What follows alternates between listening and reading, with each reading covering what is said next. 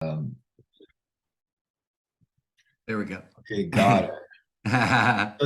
So due to my involvement in New York City graffiti, subway graffiti culture, I was I basically became truant. So I ended up having to go finish high school in another place. So I went to an alternative experimental high school in Brooklyn Uh-huh. called Diaz School, and that's where I met Jean-Michel, who had who had been whose family had been in Puerto Rico, and he had been moved around a bunch, and he had this kind of instability also due for other reasons, and he ended up in this kind of, it was an experimental alternative high school in Uh-huh. its fourth year. It was brand new concept. Now it's been in existence for whatever, for 40 something years.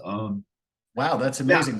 Can you yeah, tell me, so you guys so obviously this experiment was a success, right? yeah, The city yeah. has a city has a school, and I'm still It's in touch it's a different location. When we went there, it was a very very intimate brownstone in Brooklyn Heights, and so we became friends there quickly because we had similar interests, and and he had he was half Puerto Rican, and I, Mhm.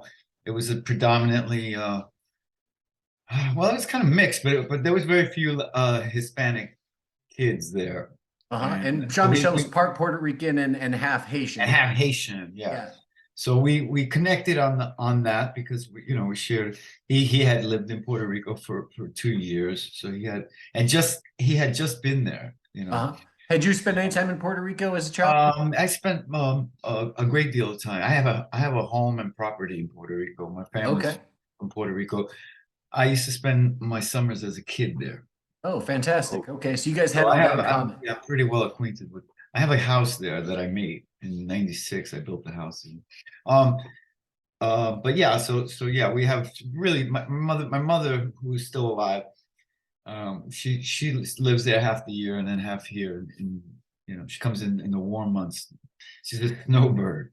And Yeah, yeah. my father, and I buried my father there, who lived to be 86, and he was born and he worked in the United States for 40 years, and then when he retired, went back there. So we're Uh-huh. very, based there. I mean, the family is strong there, strong ties there. Uh-huh. So we became quick friends because of our um I guess interest in art and music, and both being bilingual, Hmm. and just we had a lot in common. So Yeah. and And what and what about what grade was that when you guys first met each other? yeah, I was a little older than him. It would have been I was redoing the 11th grade because I Uh-huh. had flunked out. Um, and I guess he was about maybe 10th grade. Yeah, by Okay. probably around this. But it's being in an alternative school. It wasn't conventional grades. Right. Yeah. A certain amount of credits before, and then you could graduate. But Uh-huh. I was basically in the 11th grade. Yeah, Uh, right on. so yeah, and we got involved in school stuff, even though we were on the periphery. It's not like we were all like school nerds or anything. We were just Sure. we got involved with the school newspaper because it was something cool that we could draw and write, and do Hmm. creative writing, of which we both did. And Jean was particularly good at writing stuff. Had he not been a painter, he would have been a good author. He was, I mean, a good storyteller, right? Hmm. And in 1978,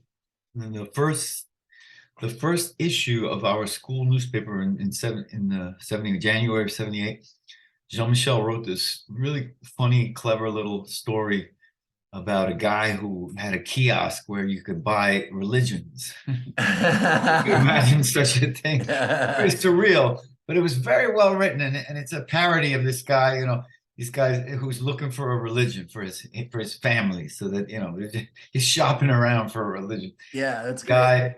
So, and at the same time, we had been using the expression "same old" a lot. Same old thing, same old bullshit, whatever. It was just like one of those expressions that came out of older black folk used it, I guess.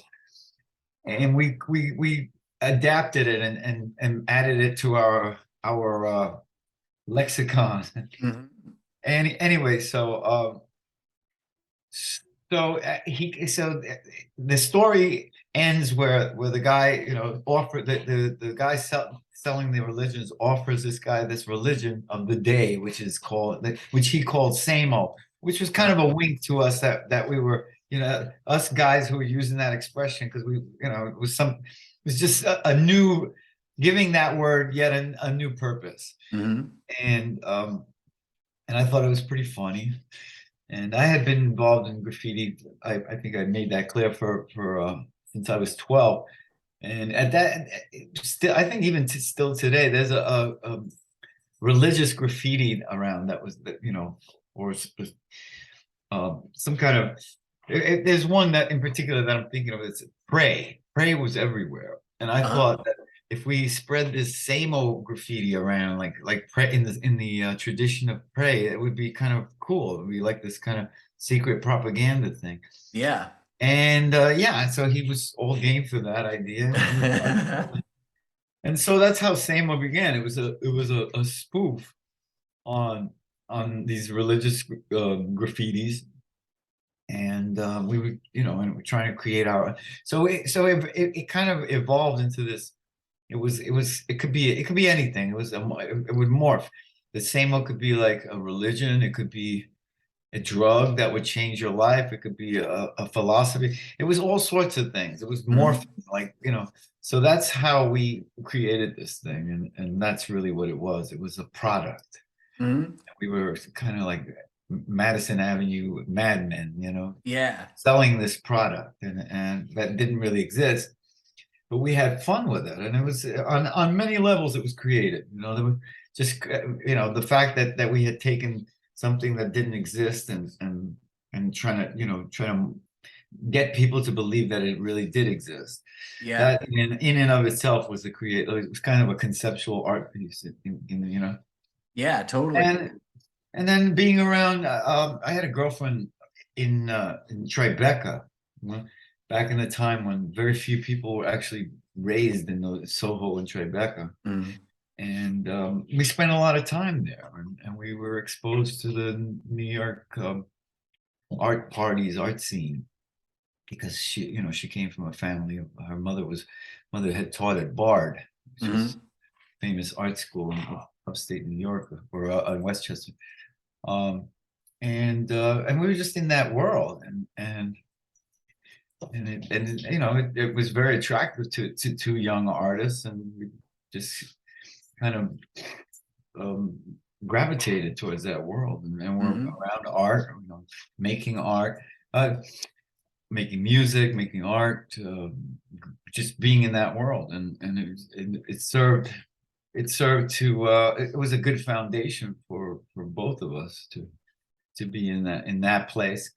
And so within a year of our graffiti writing of the SAMO, this project, let's call that, because it really was a project. Yeah. Collaboration. Jean-Michel, I guess, really, made that decision that he wanted to pursue art career, and not just any art career. He wanted to be a famous artist, motivated by fame. And I guess I really wasn't that career. I hadn't made that kind of decision. I was too young. I wanted to, go do a lot of other things. Utilize my youth, really. I ended up traveling a lot, and playing music and doing stuff. I just really, the idea of having a serious career was too serious. Yeah, for most 20s somethings, that's too much to ask. It's just too much. Yeah. Right. And I wasn't willing to make those sacrifices. And I guess Jean-Michel was, and he went forward with that. And I mean, we all know what, but so yeah, but at the end of the year, so this is in January 78 is when we created this thing, and by December, which is 12 months later, we were our story was told in the Village Voice, which was a newspaper that focused on art and music back in the 70s, 80s. Yeah, the And Village Voice ends up becoming, just for our readers who might not know better, it ends up being sort of like, it's basically what all the alt weeklies that we have around the country nowadays, they're all kind of based on that. they The Village Voice actually owned the Nashville scene here in Nashville for a while, so that's like sort of the paper that sort of became the model for all that. right, it would be like the template for that kind of Exactly. yeah.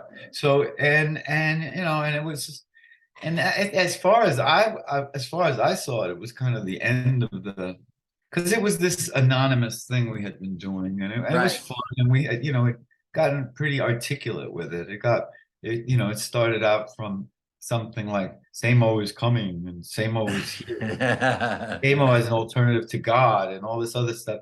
And you know, by the end, we were doing, you know, like the SAMO as an end to mass-produced individuality. Saying, you know, it's more much. It really developed, and we had all these, you know, this kind of like tenets of what SAMO was, you know. Yeah, it's cool, man. And so it was fun, and it was fun. It was very creative, and you know, it was kind of, you know, it was a very cool chapter in our lives, I'm sure. But yeah, so we after 79 or so, it's kind of dissipated. And Jean wrote the SAMO is dead a few times, which becomes this legendary thing that, as if it was everywhere. But I think maybe I counted 6 of them. You know? Yeah. But they've been That's great. photographed well. So, I mean, those were photographed, a couple of them. So, I mean, people have them as a tattoo and all this. Just like, I I don't get that. Why you would want Samo is dead on as a tattoo, but whatever. Um, and and then you know, life goes on, and he goes on to become you know, a successful artist, and by 82 he starts to really succeed, and by then Samo had been kind of pushed by the wayside. After that, he was doing these cut up poetry things like Plush Safe He Think and this stuff, which was post Samo, which is not really Right. Samo. Let me It's ask you about that really quick. Like you mentioned a minute ago that when you started all this, that Jean actually, if he hadn't gone on to become a visual artist, that he might have been able to go on to become a writer. And one thing that always interested me about your project, the SAMO project, was the fact that it was, I mean, like for again, for you know, younger people or just people who don't know that much about Jean-Michel's art, you know, the SAMO project, it's like you say, it's just these messages that you guys. It was, yeah, it was literary. It was Exactly. That's what I'm getting and it at. was Yeah. it was a bit okay. One thing Almost I more would like a make, poetry project than a visual. yeah, or it was poetry, prose, Yeah. yeah. The thing about graffiti, just graffiti, New Yeah. York style, no name and number graffiti, was that it was a conversation between all the graffiti artists, the graffiti artists to graffiti artists. What we were doing was was more message oriented, which was for the general public, which is changing the game in a sense, because it's no longer just for our peers. It Yeah. was for the outside, and that's what was different about it. But yeah, so it was not in a conventional, you know, street graffiti Yeah. template. Super cool. I mean, really, as a whole, like level of like conceptual idea, it's not. I mean, it's no wonder that it got noticed the way that it did. Right, right. I think we were trying. I think we were trying to be smart guys. You know, it I think you wasn't. were being smart. Yeah, it wasn't. It was. I mean, you know, we're young and everything, but it was. I think we had been around enough conceptual art and enough creative writing and beat poetry and all the rest of it to have our own take on it. Right. You know? Yeah. Yeah, that's cool. And I think, you know, when you see, you know, Jean's work goes on to have lots of text in it, you're still doing work that has it's text based.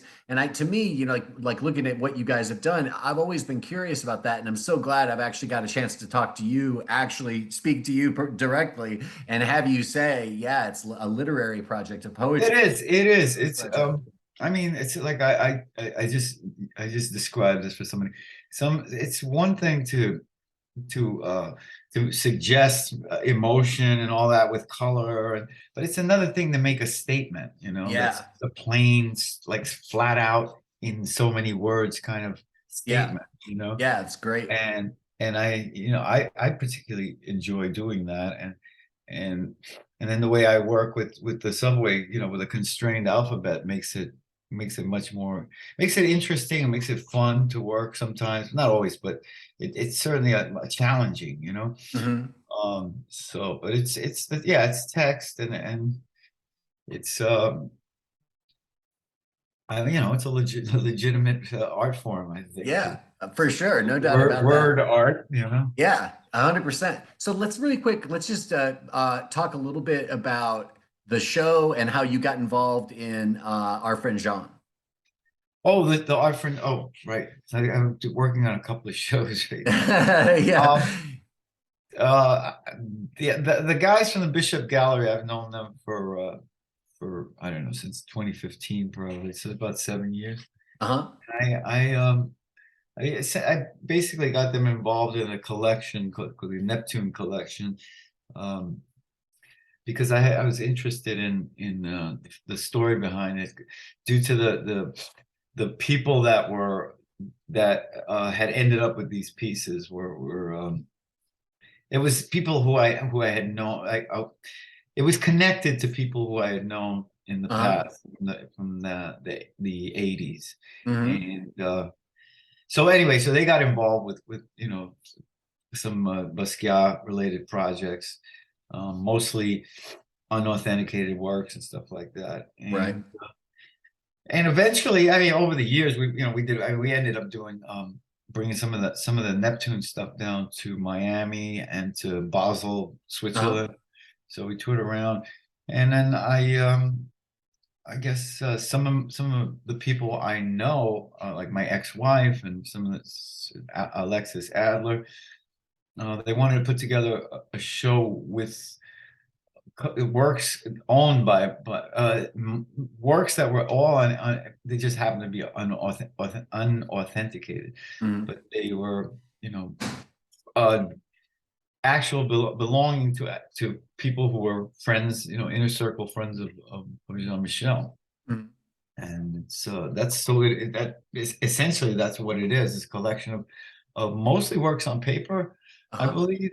And it's all people who, you know, and it's not like people who you've never heard of before. It's all, you know, I mean, people who, you know, from Phoebe Hoban's books, or you know, people who have been in the Basquiat circle Right. since back in the, you know, when he was alive, Yeah. and or early, you know, early, pre-successful, megastar Basquiat. Hmm. So the pieces are mostly, yeah, from that period, from before he was a big superstar. Hmm. And and it's cool. I mean, you know, it's there's like I mentioned previously, the pieces are unauthenticated because of the fact that they, I don't know, they were never um for sale or anything like that. Right. They were like things that you collected because you were his. People, yeah, people, stuff Yeah. like, you Right. know, that you have in your collection. The only thing I have in that particular collection is a facsimile of the yearbook from our high school. Oh, okay. You know, but I don't have any actual works there. My ex-wife does though. She has a couple of drawings of color Xerox stuff That from, stuff that she's collected. yeah, or that he gave her, or that he Uh, stayed. You know, he probably crashed there a few times and right. ended up leaving the stuff there, or Yeah. giving it to her, or whatever. But most of that work was acquired in that same way, or Yeah. sometimes just as a gift, you know. Right. Or trade between artists or something like that. Well, yeah, I don't know if any of them were actual trades, but Okay. it was, yeah. I mean, I do that myself. I trade pieces with other artists. Um, but I don't know. Yeah, I don't know if it was. I think it's mostly just gifts and Uh-huh. yeah, stuff. But Katie Taylor might have some of the early postcards that Uh-huh. John did with Jennifer Stein. Hmm. Um, but yeah, it's a cool collection. think Lucy Sant has something in there too. Yeah, that's right. Yeah, and what's Robert's last name? The guy who used to work for Interview magazine, he had some stuff in there. But it was a nice collection.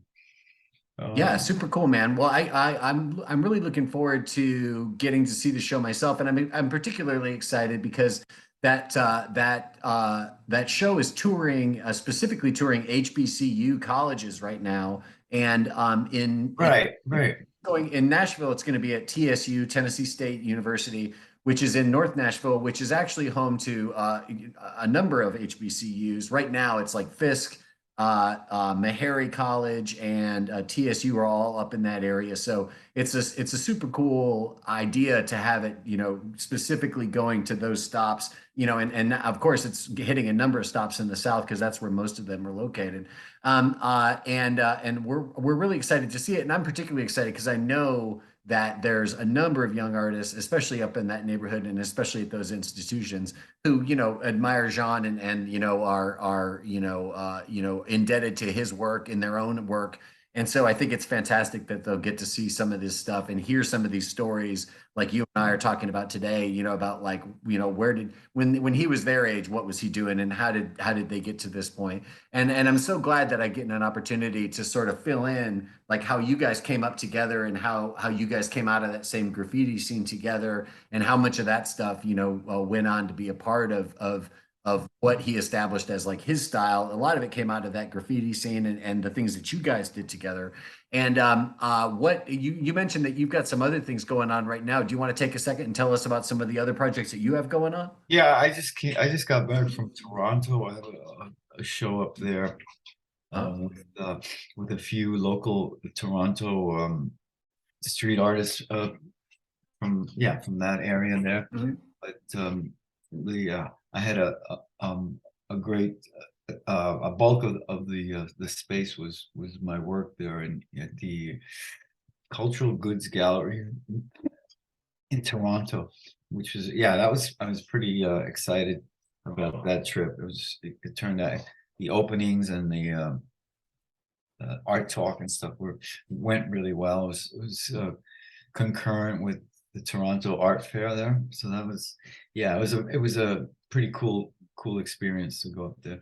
But other than that, what I'm doing here in New York is I'm curating a New York City graffiti culture timeline, which is a kind of pedagogical Mhm. or didactic kind of Yeah. museum type history. It's an actual history. It's not just like a bunch of canvases of graffiti on the wall. It's Uh-huh. a timeline. It goes explaining how this phenomena that was born of the street has become this incredible globally influential.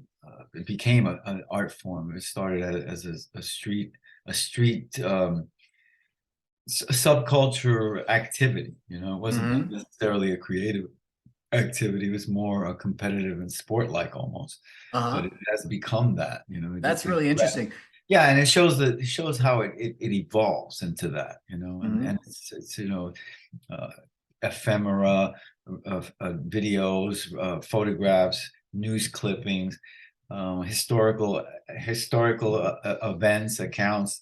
They're telling the full story of how this is. It's like when you go to a museum, you see the civil the history of the Mayan civilization or something. Yeah. And that, but it's very it's we've been working on this for months. It's been a lot of a grueling job, Uh-huh. but it's quite it's I mean we think we've done a pretty good job in telling the story.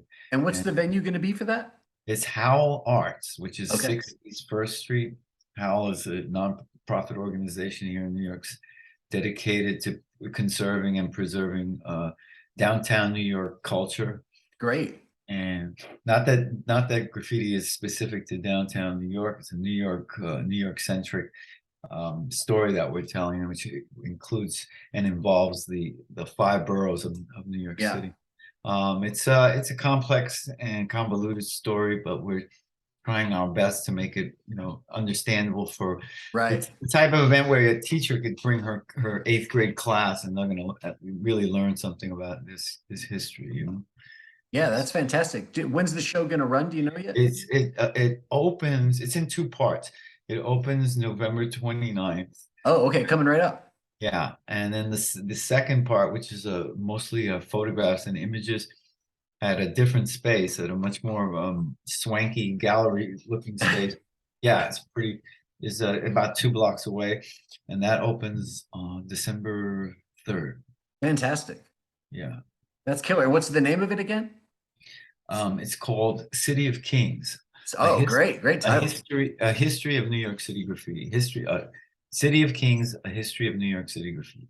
And so for like again for like our young artists here in Nashville who are learning more about Basquiat and you this week while that new show is here, like who else is part of that scene that they should know about? Like were you hanging out with Keith Haring and all those guys? Yeah, Keith. I mean, Keith was doing his thing. He was doing the drawings on the black panels in the subway. Right. And so he's starting to come up. He's very involved with a local spot called Club 57. That was a fun place to be, and just there was always art stuff going on there. Kenny Sharp was part of that. Oh yeah. Well, and he's still very, very active. Yeah, I've seen him popping up a lot in the NFT space in the last few years. Yeah, I haven't really explored the NFT, but yeah, Kenny and there was, it's funny, but there wasn't 5 people making art. There was like hundreds of people in New York City. Those happened to be the more famous guys, but there was so many people making really good art in the late 70s, 80s New York City. Yeah, that's fantastic. So what about your, I would like to talk a little bit more about your own work. I connected with you, and again, I'm very grateful that you were willing to follow me back on Instagram and be in touch with me about all this stuff. So thank you so much for just being, open and responsive, because it's great to actually have a bit of an inside scoop when this show's landing here in Nashville this week. But I've really enjoyed seeing a lot of the stuff you're working on now. Can you talk a little bit about some of these text pieces that you make nowadays? Well, the stuff that you see on Instagram is usually that are just signage. That's basically my journals. It's not. It's super fascinating though. Yeah, those are not. Those are not my more ambitious art pieces per se, just text. But they are kind of a journal that I share on public on social media. Yeah. But the pieces that I have been working on are mixed media. They include images and silk screen, and I've been doing a lot of work with Gary Lichtenstein Editions located at Manna in Jersey City. So we do a lot of work together. But my work can be seen at West Chelsea Contemporary presently, or Vanderplas Gallery, where you can actually see more actual artworks as opposed to just my text pieces. Right. Yeah. Sure. Yeah, I didn't mean to imply that those were your finished. No. I didn't. No, I wasn't. I didn't assume that. But I make that clear because some folks, don't. They don't really, unless I tell you that, it's not always. You don't necessarily. Yeah, for sure. But I mean, they are art pieces in themselves. The process is an artistic, process. Of creating those things. But the end result is kind of a journal. Yeah, that's cool, man. Well, I appreciate the fact that you share that stuff. Like it's really one of the things I enjoy about Instagram the most, as somebody who's interested in art, is the way that a lot of different artists will basically use Instagram as a way to document that process and things like that. So it's really fun for me to be able to be, flipping through Instagram one day, and then all of a sudden I'll see one of these messages pop up, and I'll know that it's Diaz work, because I can just tell by the style and by the message, whatever it is that you might be saying. Just today, you were posting a cool little cutout piece that was encouraging people to vote. Of course. Oh, I did that. Yeah, I did Yeah. that 2 years ago Oh, that's with interesting. with an initiative to vote, or it was 2 years ago. Yeah, I think, yeah, it was in 2020. It was Uh-huh. for the presidential election. It was like we probably started doing that in 2019, Uh-huh. and I forgot his name. He put together a bunch of graffiti guys from across the United States, and he has quite a collection of people. And that was my contribution, was the vote, give a damn Yeah. vote. Give a damn vote. Yeah, and it's cool because But you've got that's the the name of little. the initiative, is give a damn Yeah. vote. Yeah, it's So cool. That's a cool name, and I like too, like the way that you use like the little check the marks. check marks, right? Yeah. Yeah, it's I cool, like man. that too. And actually, if people go there, let me tell people right now that if they go to Instagram, they can find you at Albert_Diaz1. That's That's right. Albert Albert_Diaz, the number underscore one. Diaz one. That's Yeah. right. And if they go there and they see that give a damn vote, underneath that, you've got a bunch of accounts that are named, including Howl Happening, at Howl Happening, and at what is it? At I just saw the Liechtenstein one. Gary Lichtenstein editions. Yeah, the Liechtenstein editions. Yeah, Gary Liechtenstein editions is there too. So a bunch of these things that we're naming and talking about, they can find those there as well. When Right, and they and my work is like at the Pepper Spray Press, houseofrue.com. Yeah, that's cool. Some of And the yeah, some of the apparel is New York State of Mind. yeah, that's true. Oh, I'm plugging everybody. Yeah, that's cool. That's But cool. this is Wow. these are, yeah, I mean, it's like people who I collaborate with, I do work with, products, you know. So that's why those tags are there. Yeah, that's cool, man. Well, I appreciate you taking the time, and thanks so much for like filling us in a bit more on the backstory about how you and Jean, found your way through, your alternative school to a place where you guys could actually, have the opportunity to express yourselves creatively and be involved in this wild art space that we're all trying to. Yeah, and I mean, it's like you have to be proactive in this world. Uh-huh. It's not like anything's just gonna happen because you're there. You have to just go for yours. It's the art. Being an artist is a very fickle kind of career. Uh-huh. Um, I was involved in construction most of my life, and that's how I paid my bills. But now finally, now as an adult, I'm able to make a living as an artist. That's But awesome, man. it's, you do what you have to do to get through, but never stop creating. That's the thing, is you just got to keep doing it.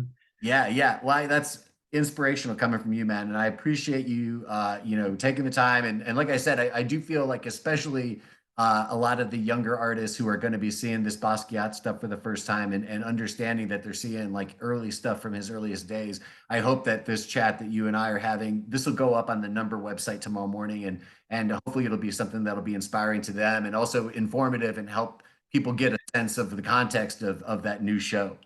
Right. Yeah, that's definitely earlier on stuff. But I mean, Jean-Michel was creating as a child, so Right. but this is like when he really makes the turn into revisiting that like childlike kind of style of drawing. Because Yeah. before that, he was doing something completely different. It was more, it looked almost like Peter Maxey, kind of like Wow. psychedelic. Yeah, during high school, that's what he was doing. And it just the change was almost overnight. It's like, Wow. I'm not going to do that anymore. I want to do this. Yeah. He makes this extreme turn, and that's what you'll be seeing there. Um, Hopefully, you get to see some of those cool postcards and the color Xerox collages and Yeah, there's definitely.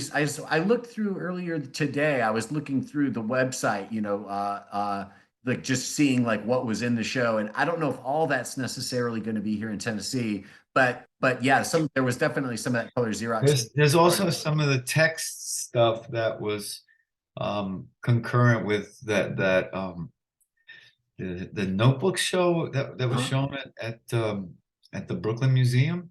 Mhm. Some of the text pieces that belong to Alexis Adler were pretty much from that same period, except Oh, that okay. they didn't end up in the same hands of the person who curated the Notebooks show, but Mhm. it was pretty much during 79, 80, which a lot of Okay. that stuff was collected from.